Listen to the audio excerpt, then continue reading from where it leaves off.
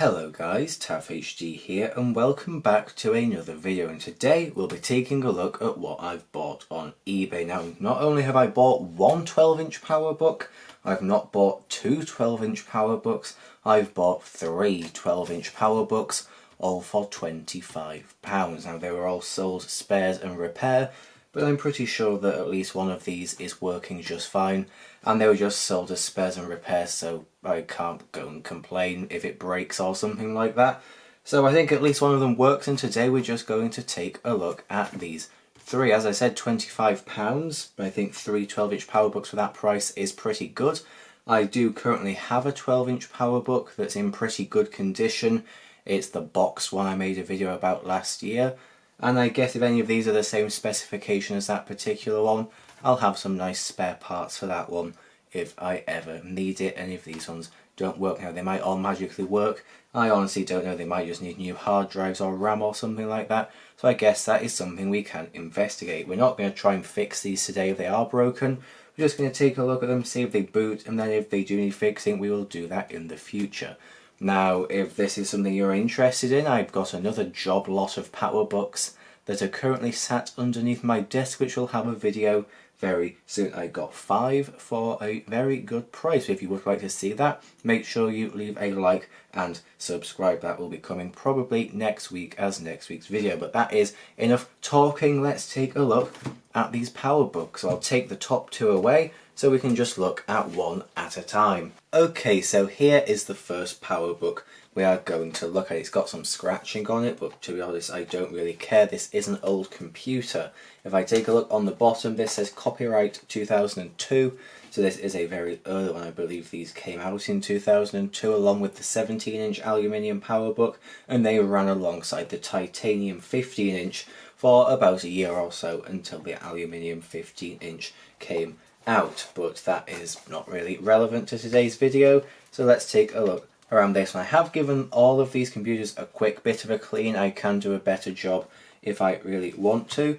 This particular one is missing its F1, F2 and some keys over here, F11, F12. That's because there are screws under them for the keyboard. So the previous owner must have taken the keyboard up for some reason and then didn't replace the screws or the keys, which is a bit unfortunate, to be honest, because I don't have spares for that, and it would just be nice to not have a flappy keyboard. But oh well, if this thing doesn't work, it really does not matter. But I've kind of got a bit ahead of myself there, and we need to take a look at the ports first. So starting at the left, we have our power in. Of course, none of these came with chargers or batteries, well, because they're a bit of a liability in case they set on fire or something. That's not a problem. I won't need a battery, and I do have a power adapter for this. We've got the Ethernet and the modem on here, Firewire 400, 2 USBs, and our video out. I always get confused between mini DVI and mini VGA. I'll put the correct one up on the screen.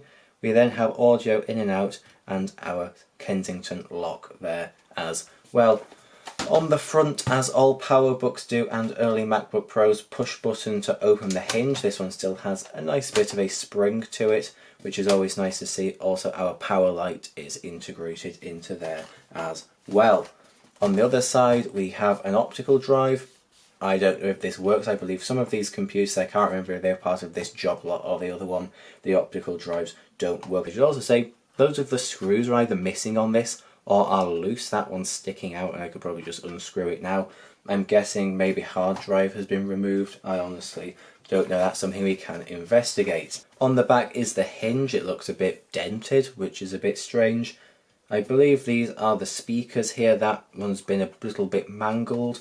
Missing screws here. There's just one, which is unfortunate, but again, who cares? This was cheap. I think it works out to about £8 something per PowerBook, so an £8 PowerBook, I can't really complain about that sort of thing.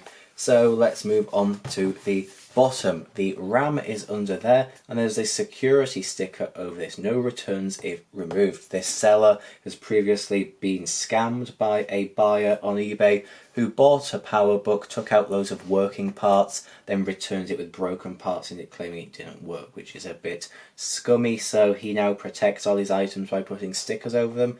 That's kind of unfortunate because he'll probably leave some residue, but I'm sure I'll be able to get it off if I really care to do so in the future, but for now that's not a problem. This one has got all 3 feet, which is nice to see. Usually they have fallen off on these things, but not on this one. This bottom is actually in quite decent condition for the age of this. As I said, 2002. This is not looking too bad at all. Of course, the battery goes here, and here is the little swivelly thing to lock and unlock the battery. That is kind of scratched inside, but they all are, so who really cares? And of course, missing screws on the bottom as well. I'm actually surprised this thing is still in one piece, to be honest, but it seems to be fine. So let's open this up again and get back to what I was talking about on the inside. So I've already mentioned the keyboard being loose and missing keys. As I always say, these PowerBook keyboards are the nicest keyboards Apple has ever made, in my opinion. They just feel so nice and so easy to type on. This one isn't a standard keyboard. If you look at it, QWERTZ, instead of a Y we've got a Z and the Y is down there. This is some sort of foreign keyboard layout. As you can see, we've got some different letters over to the side. We've still got a European style enter key, which is nice, but as you can see, we have some different keys on there, which is quite cool. So I'm guessing this might have come from a different country, which is pretty cool. I do have a few computers with foreign keyboards. There's actually some more that I bought that have foreign keyboards. And it's always nice just to see. It's just a little bit cool and a little bit different. And if this keyboard doesn't work, I've got some British ones that I could replace it with. Or if some of my other keyboards don't work and this one does, I could put a foreign keyboard on just to be a little bit cool. I don't know why I'm so impressed by it. I just find little things like this quite exciting. And I think that's pretty much all there is to talk about. Microphone up there, little trackpad here with click button. This won't have multi-touch, I don't think. And yeah, screws are missing again up here, but again, who really cares? So I guess what we should do now is plug this into power and just see what happens. Okay, so I've got my power cable from my box 12-inch PowerBook. I'll just plug it in. There we are, green light has come on because there is no battery, so it just thinks it's fully charged, which it's not. But let's just press the power button and see if anything turns on.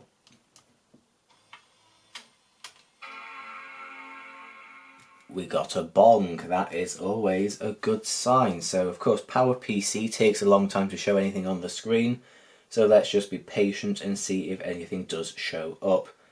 And yes, it has. I don't think you'll be able to see that, but there is the Mac face and then a question mark. So this thing does not have a hard drive, or if it does have a hard drive, it has failed. But I'm guessing because of the fact that it's got so many screws missing and loose, it's probably just had the drive removed. I've just had a listen. I can't hear any sort of drive spinning at all or attempting to spin, so I'm just guessing that it has had its drive removed. So for now, we can turn this one off. Looking at the display, it looks to be in pretty good condition. It looks very dim on camera just because I've got my recording lights on.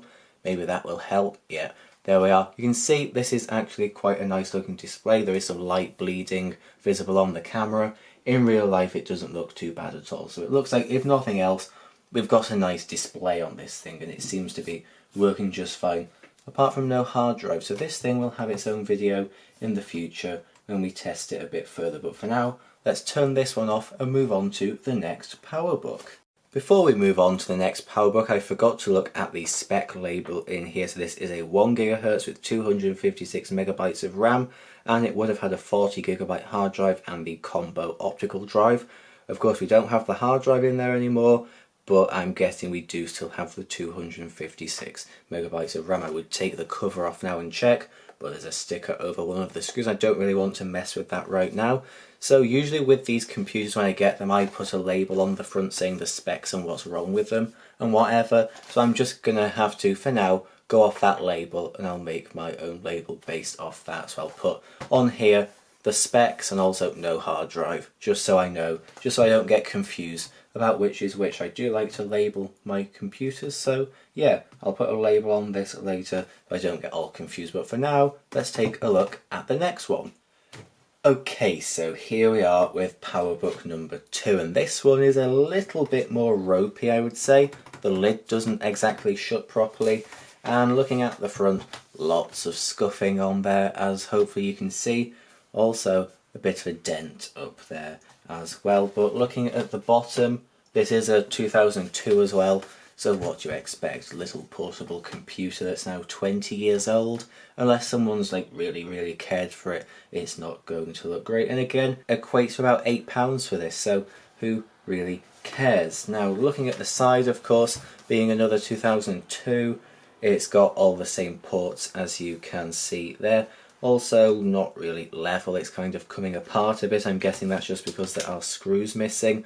Hopefully if I can get the screws, I can put all these back together properly and not have them risk falling apart, but for now it'll be fine. The front is a bit chipped there, I'm guessing where someone tried to pry it open with a screwdriver or something when it's been stubborn. On this side we're missing screws too, and it's a little bit bent. It looks like maybe it's been dropped and it's buckled a little bit.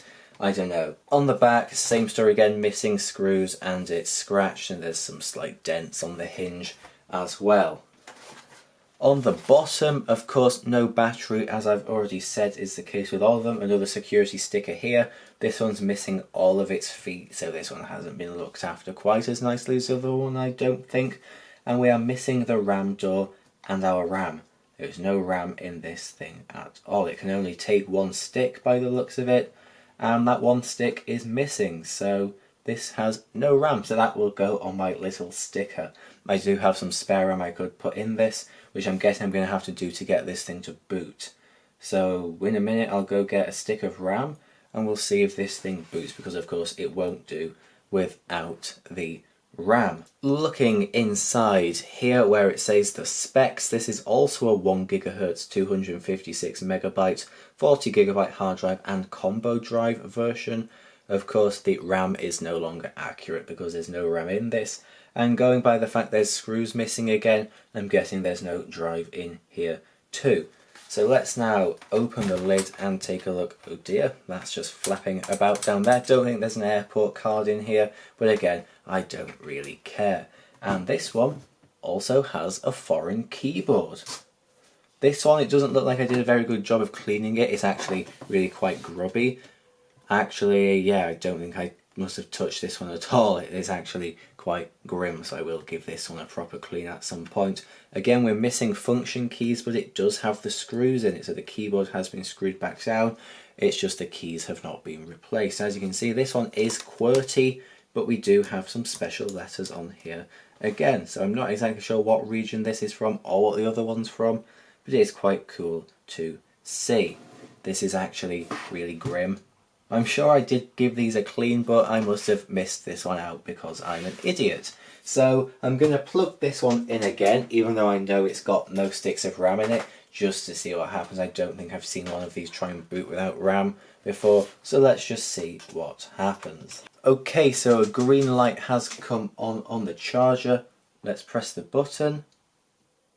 And this one is doing absolutely nothing. I'd expect it to beep or something to say, hey, there's no RAM in here, but it's not even doing that. So I'm going to unplug it. I'm going to put a stick of RAM in, then we'll see if anything else happens. Okay, I've now inserted a stick of RAM. I believe it was a 512 megabyte stick. So if this boots and does anything, that should be plenty. Just couldn't find where that went in then, but no worries. Now let's try this again. And still we are getting absolutely nothing. Maybe a PRAM reset would help. And no, the PRAM does not want to be reset. This thing is showing no signs of life. I could try and reset the PMU, but I'm not exactly sure how to do that. I think you've got to poke a stick at something, and I'm not exactly sure how to do that, so I'm not going to bother with that today, I don't think. So for now, let's just unplug this and say that this one is completely dead. I'll take my RAM back out because I might need it for the next one, but yeah, this does not seem to be doing anything, which is a bit curious. I'll leave my RAM there in case I need it, put this PowerBook down, and I'll get the final one. So here is the final PowerBook, and I said that the last one was a bit ropey.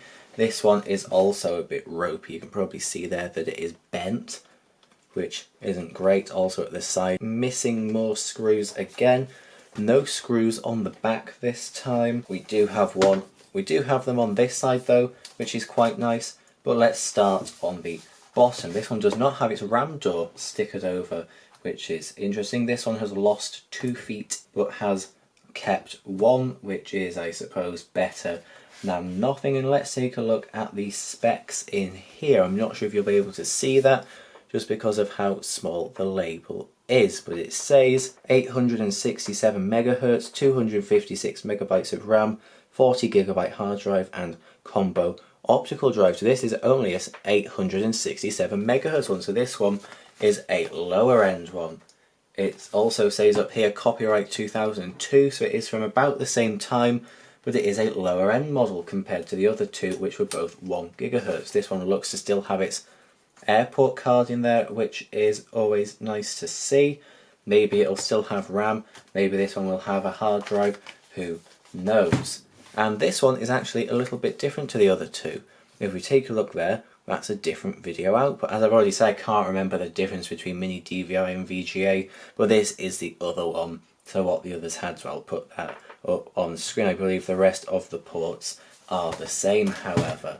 Let's open this one up again. That's quite a nice spring action on that hinge, and the hinge is also fairly stiff as well. A lot of these go very limp with old age, but this one is still nice and rigid, which is always nice to see. And this one has all its function keys, and the keyboard is attached down, and we've got our screws up here as well. This one, palm rest wise and keyboard wise, is looking quite clean and tidy, which is nice. Screen's got a few splattery bits on it, but don't really care. And this one looks to be a British keyboard. We've got the European Enter key, QWERTY, and normal keys over here where we didn't on the others. So there's not really too much else left to say about this one. Let's just plug it in and hope that this one will actually boot. So far we've had one with no hard drive, one that has absolutely no life at all. So let's hope that this one will actually do something. So 3, 2, 1. We are getting nothing. That's unfortunate. I should say the power button's really pushed in and everything's kind of bent up here, which is a bit weird. We've got no light on the charger. That is odd. Usually we get some sort of light. It's gone green now and then orange. So let's try pressing the power button now. That's interesting. We're getting nothing, and I have just done a PRAM reset as well, and that doesn't seem to be doing anything. We've got an orange light, which has now gone green, which is strange. Let's see again if anything happens. Maybe it just needed some time. It's not like it was charging the battery, because there's no battery in here. But it now seems to be doing something. I can hear a hard drive in this one. I can hear it, and something is coming up, and we've got an Apple logo. This might actually boot to something. That's quite exciting. Not sure why it didn't do anything then for a few minutes. Must have just needed a bit of time. Hopefully you can see the screen okay. Yeah, I think that'll do. So I guess I'll just wait and see if this does anything. The hard drive's quite loud. I can hear them brrrr as they do. Maybe this is an original drive. Who knows, that's something we can investigate in the future, but it looks like we're going to come up to Leopard. This little thing, 867 megahertz, it's running Leopard. And it wants to connect to my Wi-Fi, so the airport card is working. That is pretty cool to see. And we've got 2 mounted partitions here, Leopard and Tiger. So maybe this has also got a Tiger partition on it. Yeah, there's that like actually things in there, so maybe we can try booting into Tiger in a minute. But this thing is actually functioning, so let's go into about this Mac version 10.5.8. that is the latest version of Leopard. 867 megahertz, and memory we've got 640 megabytes, so that is more than the 256 megabytes it says on the spec label. So someone has put some more in here at some point. That is pretty cool to see. this thing is actually working and we've got some software on here. I don't think we've got time today to look through this software, just because I don't want this video to be too long. So in the future there will be dedicated videos about all these machines. We'll have one looking at everything on here and we'll try and fix the other two, but I would like to see if we can boot into Tiger, because if this is dual booting, that's actually really cool. So let's go down to startup disk, and there we are, Tiger 10.4.11. that will be the latest version of Tiger. So let's restart onto that partition, and hopefully we've got two versions of macOS on here. That's just really cool. It's bonging again, which is always a good sign. And would you look at that, we've got an Apple logo again. I think this thing is actually going to boot into Tiger. I'm more excited about this than I should be, I think, but we are now at the Tiger desktop. This is cool, I was not expecting this at all. And we've got the iWork suite on here as well.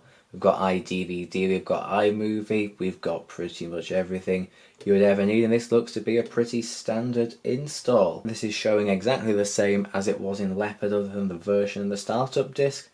So it looks like this thing, oh. Well, that wasn't meant to happen. It just died, and now it won't turn back on.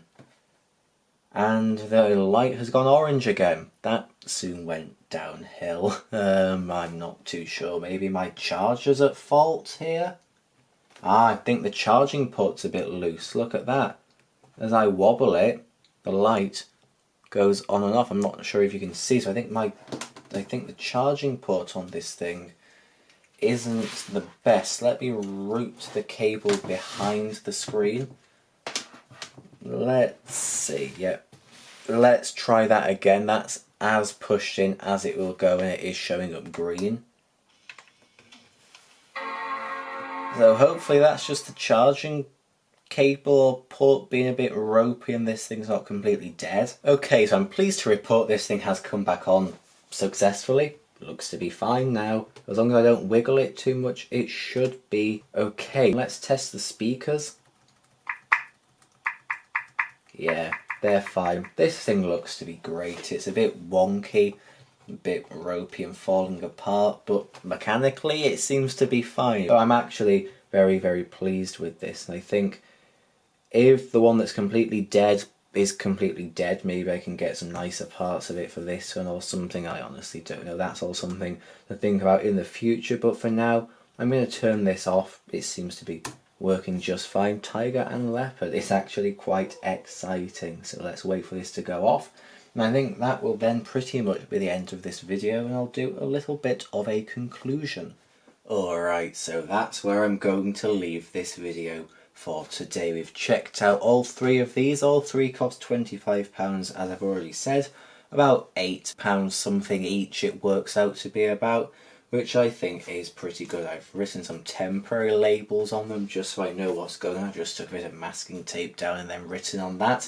So we've got 867 megahertz model here with 640 megabytes of RAM with a hard drive that's dual booting. So now I know that's the good one that works. Bit of a wonky port, but we'll deal with that at another point. Second one here, the label doesn't want to stick. This is the 1 gigahertz one. I believe it's got 256 megabytes of RAM, and it's the one with no drive that comes up with a flashing question mark. So as far as I'm aware, both of these ones work. Then this end one here, 1 gigahertz, no RAM, no drive I don't think, and it's completely dead. It's got no power. So I think that is pretty much where we'll leave it for today. This one is very nice. This one should be nice. This one maybe not so nice, but maybe can be used for parts in the future. So each one of these computers will have its own video again in the future. This one we will have an exploration video looking at the stuff that's on it, on both Leopard and Tiger, just because that's a bit of a fun thing to do. We'll try and get this one booting to an operating system, whether that is putting a new drive in it or using target disk mode. I guess we will see. Then this one we'll try and do some more troubleshooting to make it boot if at all possible. So that will be it for this video. So thank you for watching. Hopefully this was interesting in some way. If you would like to see these computers again, leave a like and subscribe. And of course, if you would like to see the other PowerBook that I have bought, then make sure to stay tuned for that as well. And this tape does not want to stay stuck down, no matter how hard I press it. But as I said, that is now the end of this video. Thank you very much for watching. I will see you in the next one. Goodbye.